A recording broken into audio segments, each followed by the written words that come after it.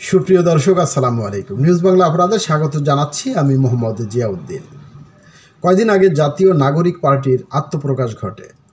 আত্মপ্রকাশ হওয়ার পরে দেশ জুড়ে আলোচনার সৃষ্টি হয় যে নাগরিক পার্টির একজন নেতা সমকামিতা সমর্থন করে। এ নিয়ে বিতর্কের সৃষ্টি হয়। পরবর্তীতে আবার জাতীয় নাগরিক পার্টিকে আলটিমেটাম দিলেন সাংবাদিক ইলিয়াস। কেন আলটিমেটাম দিলেন? নানা গুঞ্জনের মধ্যে এবার প্রবাসী সাংবাদিক ইলিয়াস হোসাইন একটি চাঞ্চল্যকর তথ্য প্রকাশ করেছেন, যা পরিস্থিতি বদলে দিতে পারে।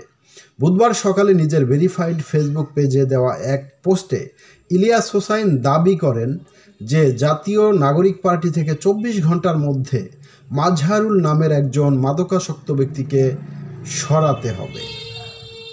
তিনি আরও বলেন, মাজহারুল নামের এই ব্যক্তি শ্রমিক প্রতিনিধির নামে ইসলাম বিরোধী মন্তব্য করেছে এবং তার পার্টিতে আগমনের ব্যাপারে এই দেশের মুসলমানদের কাছে জবাবদিহি করতে হবে। এছাড়া তিনি রাখাল রাহা এবং সমকামিতা নিয়ে দলের অবস্থান পরিষ্কার না করলে দলের বিরুদ্ধে পূর্ণ বয়কটের ডাক দেবেন বলে জানিয়েছেন। ইলিয়াস হোসাইনের এই দাবির ফলে রাজনৈতিক অঙ্গনে ব্যাপক আলোড়ন সৃষ্টি হয়েছে। এই বিষয়ে দলের পক্ষ থেকে কোনো মন্তব্য পাওয়া যায়নি।